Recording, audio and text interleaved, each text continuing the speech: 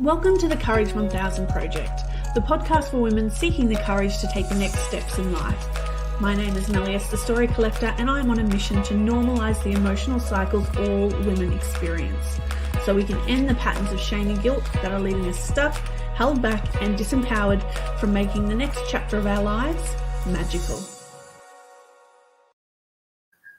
Hello, everybody, and welcome to Season 3 of the Courage 1000 Project. We've had a pretty big break for a while we've gotten everything sorted and really got our mission defined. Because when we first started this, it was all about courage. But through my own journey, I've realized it is so much deeper than just courage. So today we have the beautiful Linda Willow Roberts joining us. And I'm going to give her a proper introduction because there is so much beautiful stuff I want to say about her. So not only is she an international speaker, a certified medium, a spiritual teacher, she's also a psychic clairvoyant, certified angel intuitive, Reiki master, Theta healer, psychometry expert, and an author. Now, she is known as the Manifestor, which is so cool. She's always been able to live in synchronicity and follow those laws of attraction and act as a magnet to whatever she wants to draw it to her. And this has allowed her to be of service to the world. Now, her recent book, 7/8 of Me, was recently released, along with her I Am a Manifestor Magical Oracle cards, which was born from a combination of 30 years experience within these fields and a desire to create manifesting tools that everybody can use. Now, she is passionate about manifesting, mentoring, speaking, and sharing messages from spirit. So I know you guys are going to absolutely love her. And I love this. She says that her definition of a spiritual teacher is someone who is willing to guide you while you find your own way and leads by example. And as you guys know, that is something I'm very passionate about and I stand for as well. So let's welcome Linda to the show. Welcome, beautiful. Hello, Melly. Thank you for having me. You are most welcome. Now, today you wanted to share your story of overcoming self-sabotage, especially in relation to that habit of addictive behaviors. And part of what it is how to balance the giving and receiving as the key to doing this. So I'd love to hear, where does this story start? Where does this self-sabotage start for you? Oh, Melly, I'm 55, so the first half of my life was shit, basically. But I really didn't take any notice of the universe. The universe slaps were huge for me. But, you know, now I understand myself, and I'm glad that I had to go through all of that to be the person and do what I do. But I'm still learning lessons, and I still slip back into that human side of me. But just to give you some background, so I'm a Leo sun, a Leo rising, and a Sag moon. So I have fire. So I used to do everything to excess. So anything that I did, it was always to excess, and I just couldn't. I just wanted to do that. I was a free spirit, a free child. You know, I was a wild child. I did everything that you can imagine to the nth degree, except I wasn't promiscuous. That's in that realm. That's interesting. With all that fire, that usually comes out in promiscuity. So that's really interesting. But, you know, we've got to do, when we're purging and we're doing all our shifts and releasing and stuff, we've got to let go of family conditioning. But my mum and dad were married for 55 years. They were farmers. And so my conditioning was, this you don't do that, you know. So I've been married twice, and I have one daughter who's now 32 this year. And so that was, you know, I was very strict in my upbringing with that. But everything else, if I drank or I smoked a joint or I gambled, I did everything to excess. It was like I want to outdo everybody in doing this. I was very competitive as well. And so I think that my self-sabotaging was competitive at some stage, but I was also quite an anxious person. So if I had to go into a party or a group of people, then that was my mask. So I would drink and smoke drugs and just to feel comfortable to be able to walk in. And then I couldn't probably have a very, I mean, I was always able to do things. I was never that, passed out or blackout or anything like that years ago. But it made it so that I didn't have to have that small talk, those conversations, and that sort of stuff. And then sort of that mask is definitely something we all wear. It's a protection mechanism. Yeah. Yeah. It is, and that's what I found that I did. I mean, self-analysis and looking back and hindsight and all of those things. But, and then Spirit was just giving me slap after slap, like trying to get me to alter my life. And then around 2021, I was told that I wasn't able to have children, had endometriosis. And so then that spurred me on to, do some more self-sabotaging, have pity parties and not come out of them. And then they gave me hormone treatments and things like that, which upped my hormones enough for me to fall pregnant. So Holly is my miracle child. I wasn't supposed to have children. And so then when Holly was born, I really made the decision of if I was going to be having a girl, I was going to be the role model and I needed to change. But I also, after she was born and her father and I was together, it was a very volatile relationship. We were together 12 years, a very violent, volatile relationship. And I wanted a better life for Holly and I. And so therefore I really stepped into learning spirituality. I did my Reiki 1. Trying hard to find a spiritual teacher. Somebody helped me on my journey, and some of the epiphanies and some of the magical things that happened to me when Holly was very young, and I was trying to, and I really was desperate. I really at times didn't want to be here. If it wasn't for Holly, I don't think I would have been here. I didn't think that I'd ever get to 30. But then some amazing things and encounters come to me at my darkest times and really connected and spoke to me and said that, we need you here and that you're going to do this and that. And I just fobbed it off. And I really wanted to, I was working, trying really hard to change the cycle that I was in for Holly, really.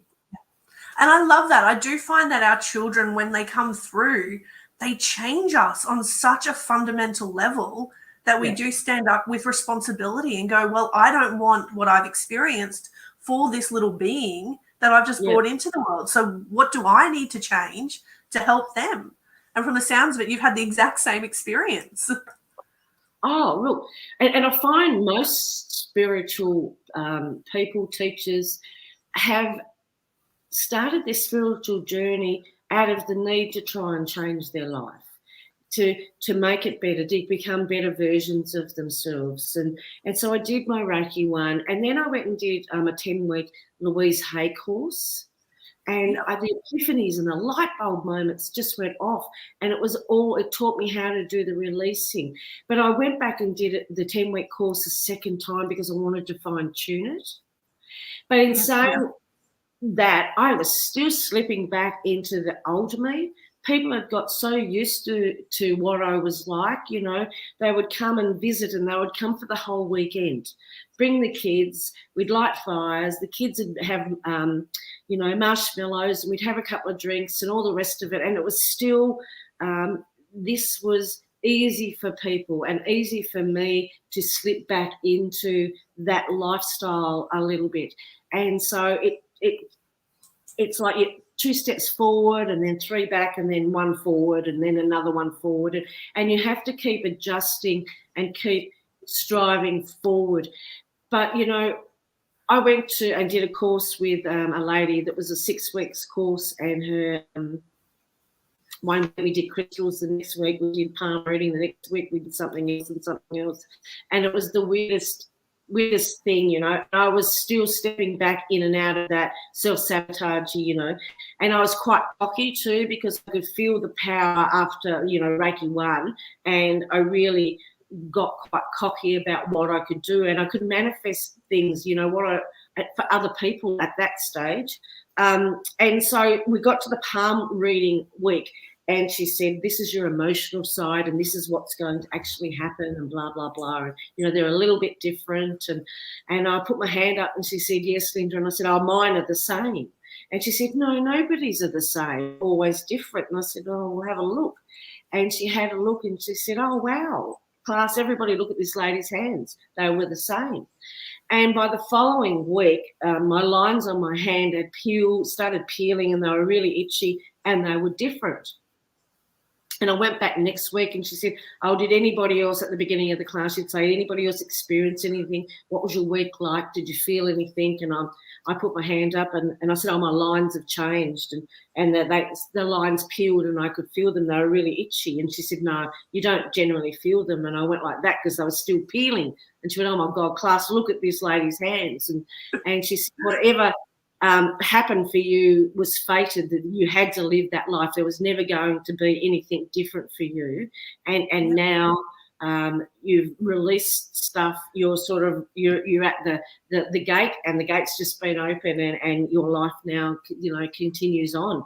And that was probably I still was really cocky though. Oh, well, we all are when we first step into it, and we go, oh, I'm so awesome. I look at all the stuff I can do. Oh, well, I'm a Leo Sag, you know. My back then was like, you know, I could outdo anybody doing anything. I'm only You love the grandeur. I'm only 5'2", but I felt 6'5". Yeah. So how did you overcome all this self-sabotage then? Because you said earlier that it was about balancing this giving and receiving. So you've had all this self-sabotage going on. You've awoken to the spiritual side and gone, oh, look how awesome I am at what I can do. But then how did you break free of that self-sabotage?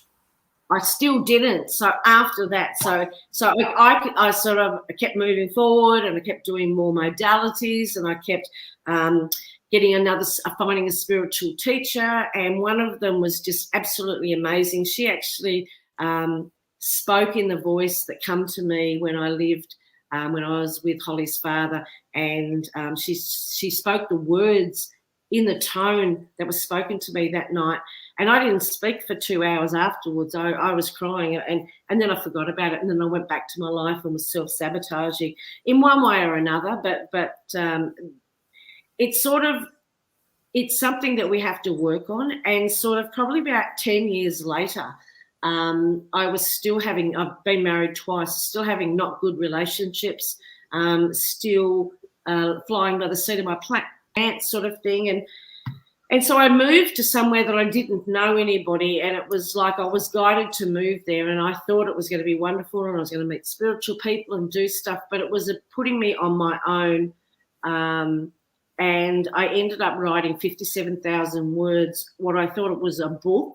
It ended up being 57,000 words of releasing, and it will never see the light of day.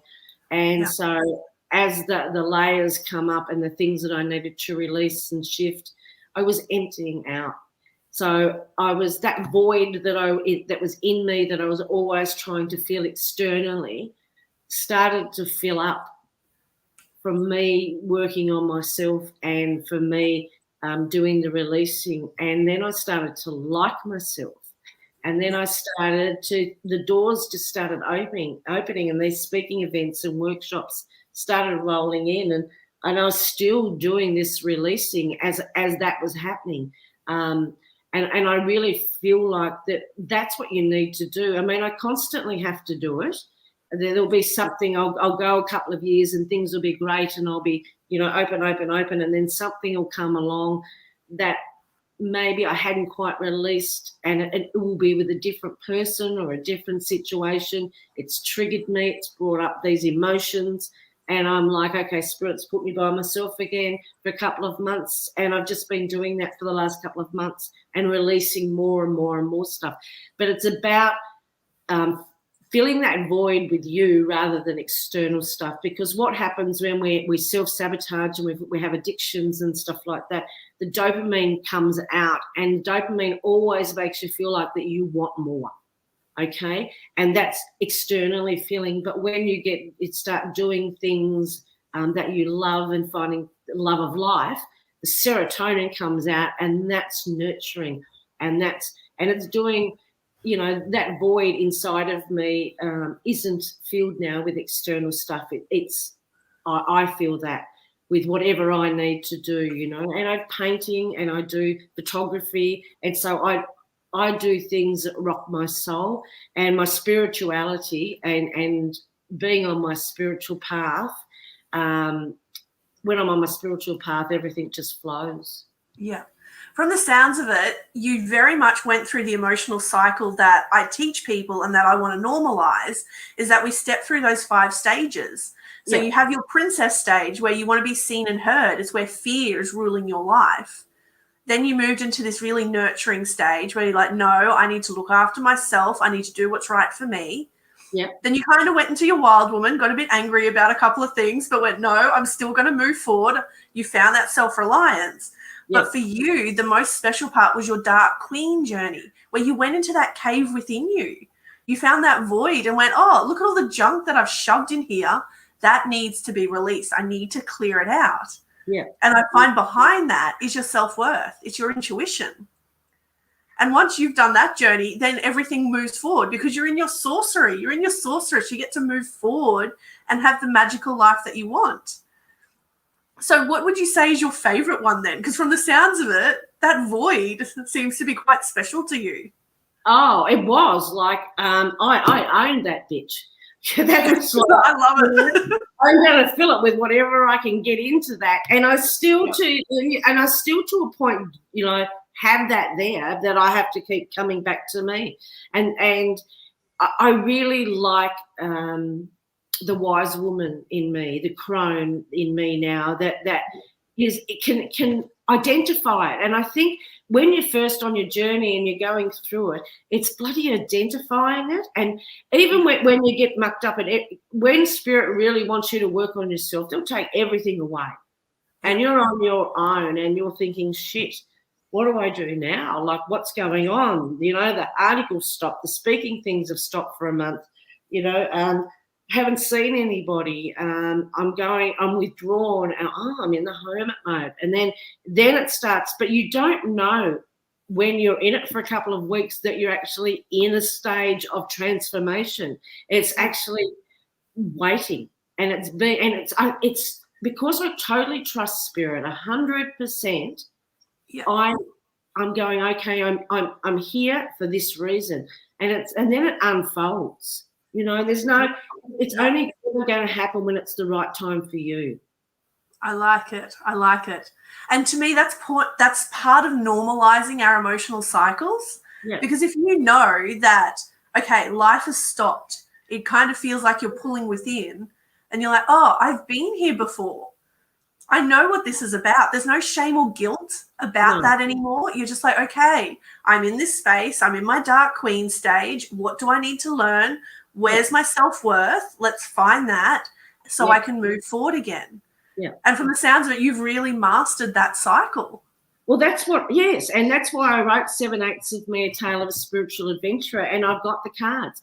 In both of them, or especially the book, I have the 6 steps to go through to do that releasing, to look at self-analysis. Where is that in me? Where did it trigger me? You know, we start with self-love and then we go from releasing to forgiveness. Now, don't get me started on forgiveness, people. Oh, my goodness. Forgiveness is about me, not somebody else. I'm not saying it's okay for that person to behave like that, but I forgive them because they don't know any better. That's the way that they are. This is the way I am. And, you know, the best thing, when I was in Egypt, I learned Egyptians' death and their archetypes and what happens when you die in Egypt. And at the end of your life, they weigh your heart on a set of scales against a feather. And yes, Anubis sits there and he puts a bit more weight on the feather, but to manifest and get the way of life for your highest good, you actually need to have a heart that's light as a feather, not hard, not bitter. So the forgiveness part of it is just so important. And then we've got the gratitude. Now that takes you from lack to have, and then we manifest and we release. And the letting go stage is the last stage, and it's letting go the ideas of what you think your future is going to look like. It's about feeling what you want to feel like. So you have to be that mirror so that you attract. So whatever you feel like, and you're coming out of like addictions and self-sabotaging, you've actually got to step into what it is that you want to feel like. So that's why I started doing painting and photography and things like that, because that I'm creative. And if I'm not creative, then I'm trying to find a source outside of me to fill that void. So that sounds like how you balance that give and receive then. Yes. Yeah. And there's still like times that I need to work on the balancing of giving and receiving, because I am a spiritual person, a spiritual teacher. I'm empathic like everybody else, intuitive, and I give a lot. Yeah. And there needs to be reciprocity. It needs to be balanced. And that's just something that I've just, after the last 3 months of my transformation this year, I'm now looking at, okay, what am I putting into this? What am I getting out? Now, I'm not going to say I'm going to put this in because you're putting that in, but I'm going to make sure that my time, my effort, and my energy is there for me doing what I need to do, but it is going to be balanced. Yeah. I know that when we're talking about self-love, when we talk about balancing the giving, receiving, and the male and feminine energies, but I think that it needs to be even further than just balancing the giving and receiving. I think that we need to look at how much energy can I afford to give to keep me okay. Yeah. You know? I like to look at it as, is it duty or is it offering? Yeah. So is that give? Are you giving out of duty, which is therefore a sacrifice? Yeah. Or are you doing it as an offering? You want to do this. It comes from a lightness, a love. Yeah. And that's the bit that gets mucked up when you're a spiritual person is finding that fine line and doing it. And like we were talking before, you know, when you're a spiritual teacher and you are helping people, there is a fine line. And I need to stop and say to Spirit, okay, is this person are they just a student? Am I just going to help to mentor them? Are they going to be in a friendship, a situationship? How's it going to develop? And sort of see how it fits more with that sort of thing. I hate boundaries. I get so annoyed when I hear the bloody word. I'm putting my boundaries out and I'm not going to answer the phone to this person. And I'm like, that is, you know, somebody asked me once, what's the difference between boundaries and being judgmental?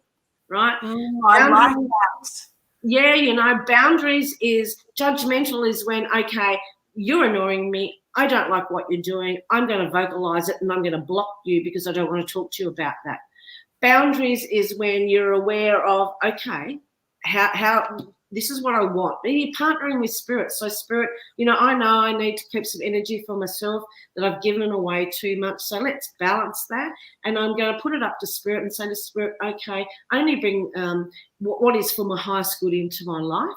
And I'm not going to try and force, and I'm not going to try and make shit into strawberry jam and make it something that it's not, you know.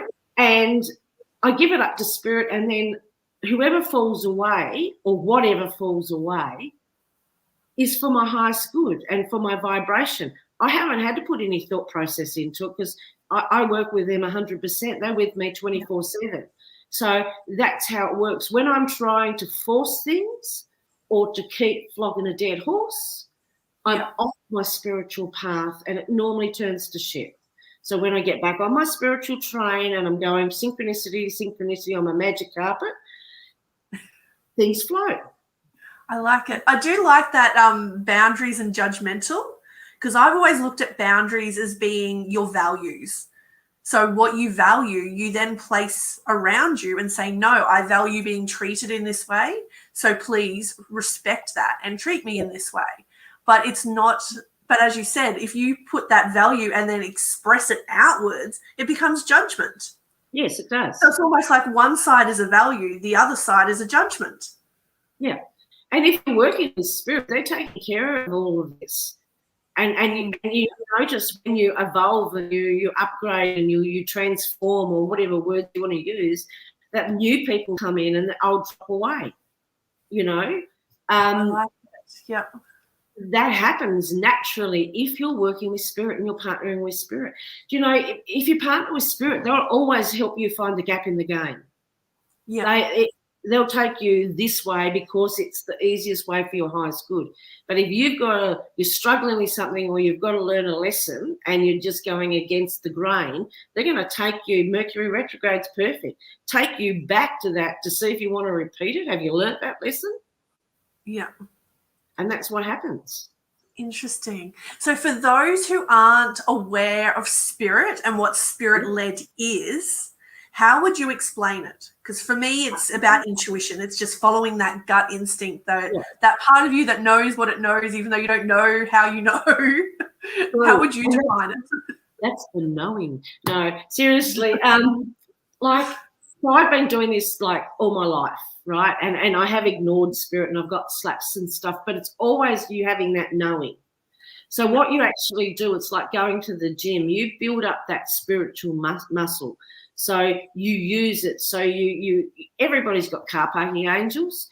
And I've talked to businessmen and women that have said, I'm not into what you're doing. And I said, no, that's fine, you know, because I'm not going to call you a muggle, but I'm not going to judge you on that. But I always ask them at the start, you know, when you're making a business decision or a judgment, whether you hire somebody or you make a business deal, if your gut told you not to do it, would you still do it? And they said no. And I went, that's it.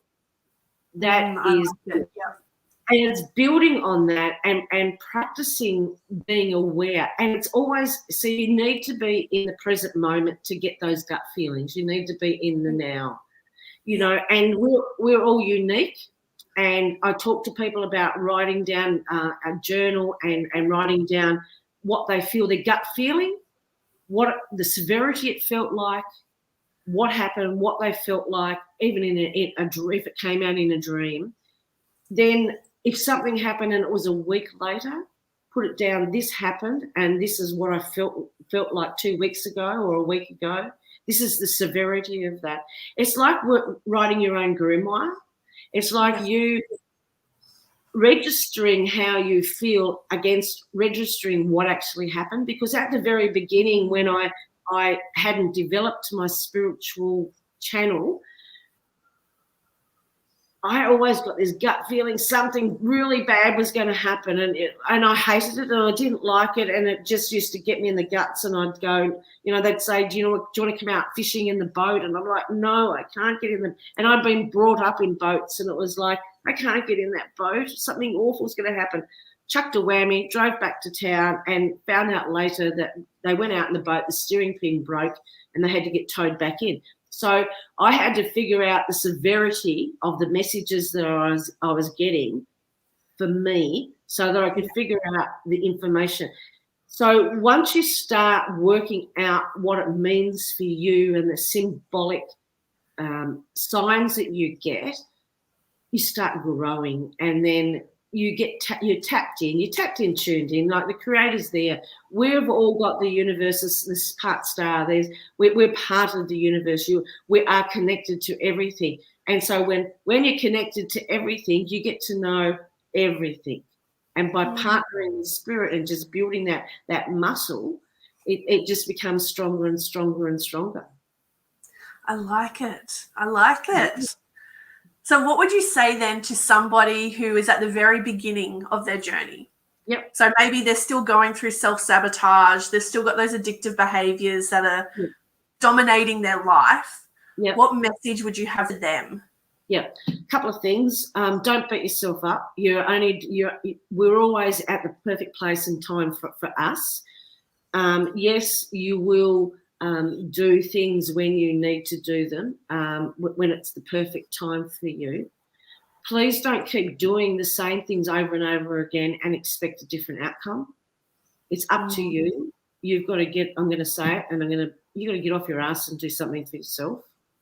And find somebody that can maybe mentor you or help you, or just sit down and write.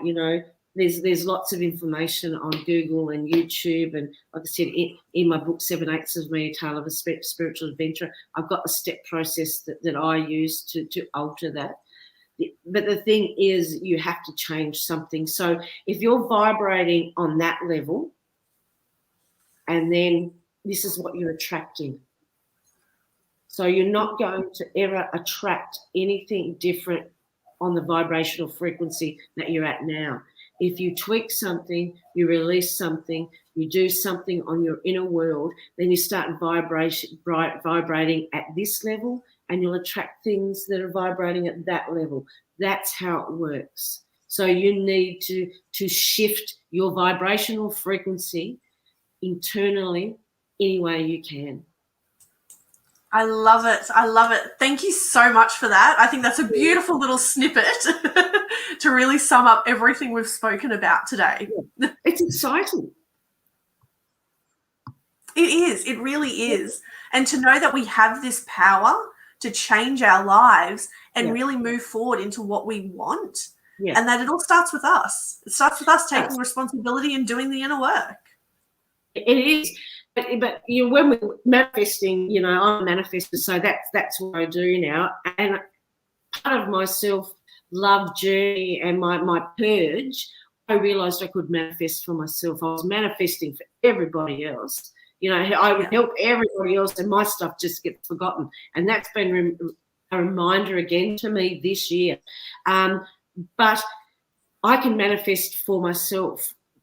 The thing that you've got to remember when you are manifesting is you don't manifest a person, place, or thing. You manifest the feeling that you want to have. So by changing the feelings that you have in your life, that's how it gets mirrored back to you. So you can't say, I'd like to live over here, or this is the partner I want to have, and that's it. If you're partnering with Spirit, you've put up to Spirit the intent, okay, Spirit, I want you to help me 24/7 in all directions of my life, in all directions of time, then you actually need that letting go phase is you saying, I want you to bring in, show me what the true divine counterpart for me is for this life, for my highest good. I like it. I like it. Oh, we could talk. We're going to do another episode just on manifesting, I think. Oh, please. I love it. I absolutely love it. I could talk Spirit for hours. I love it. I love it. Now, if anybody does want to get in contact with Linda, you'll find her details below this, below the episode. So if you are listening to this on a podcast, you will find the information in the description. If you're watching the video through YouTube or any of the social media, you will find her details here as well. So just before we duck away, I do want to say thank you very much for coming on the show, Linda. It has been an absolute pleasure, and I'm sure everybody has loved this episode as well. Thanks, Melly. I love talking about, and I've got the hearts behind me. And I think that this is where we are this year. We're coming into this unconditional loving time, and we really need to connect to our spiritual essence that's within our, heart space and come from a heart-based place. I love it. I love it. Thank you. Thank you so much. You're welcome. Bye. Now, join us again next week as we continue on this mission of collecting stories of courage so you can take the next steps in your life and in the process, normalizing the emotional cycles that all women experience. So until next week, love and kindness, everyone. If you'd like to join me on my mission to normalize the emotional and intuitive cycles all women go through, join my free community at mellys.com.au.